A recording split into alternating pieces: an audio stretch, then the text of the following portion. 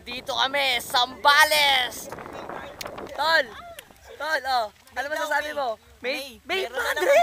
May meron na naman, Dre. Oh, ano masasabi mo sa Zambales? Dre, ngayon ko lang to nakita kasi hindi ko ina-expect na ganito yung lugar. Pre, 50 ako naman pesos. ha, ako naman. Diba, 50 pesos? Oh, tol, 50 sulit na sulit. 50 pesos! kailangan nyo ng ebidensya, ipakita mo nga yung view. Ipakita mo.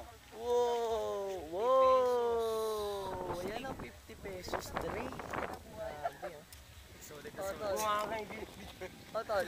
Bitagin natin yung mga ano. Bunga nga mo Dre. Yes, lang yan. Tol, nakita nyo ba to? Tingin dito.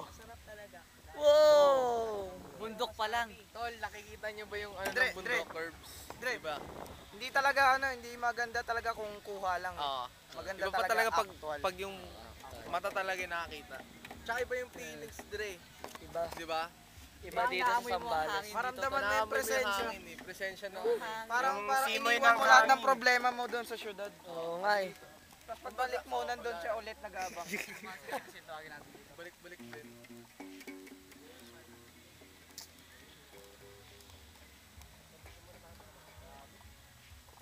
So that's it. That is Septic Boy in Zambales.